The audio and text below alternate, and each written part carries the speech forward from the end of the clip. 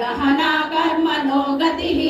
कर्मण्यकर्म यः पश्येत् अकर्मणि च कर्म यः स बुद्धिमान् मनुष्येषु स युक्तः कृष्णकर्मकृत् यस्य सर्वे समारम्भाः कामसङ्कल्पवर्जिताः ज्ञानाग्निदग्धकर्माणं तमाहुः पण्डितं बुधाः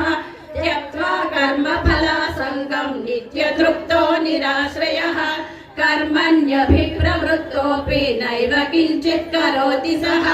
निराशीर्यत चित्तात्मा त्यक्त सर्वपरिग्रहः शारीरं केवलं कर्म कुर्वन्नाप्नोति किल्बिषम् यदृच्छालाभसन्तुष्टः द्वन्द्वातीतो विमत्सरः समसिद्धावसिद्धौ च कृत्वापि न निबध्यते गतसङ्गस्य मुक्तस्य ज्ञानावस्थितचेतसः यज्ञायाचरतः कर्म समग्रं प्रविलीयते ब्रह्मार्पणं ब्रह्महविः ब्रह्माग्नौ ब्रह्मणाहुतं ब्रह्मैव तेन गन्तव्यं ब्रह्मकर्म समाधिना दैवमेवापरे यज्ञं योगिनः पर्युपासते ब्रह्माज्ञावपरे यज्ञं यज्ञेनैवोपजुह्वति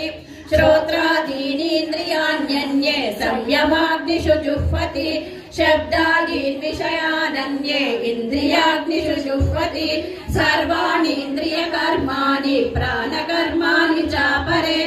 आत्मसंयमयोगाग्नौ जुह्वति ज्ञानदीपिते द्रव्ययज्ञास्तपो यज्ञाः योगयज्ञास्तथा परे स्वाध्यायज्ञानयज्ञाश्च यतयः संहितव्रताः अपाने जुह्वति प्राणं प्राणे पानं तथा परे प्राणापानगतिरुद्ध्वा प्राणायामपरायणाः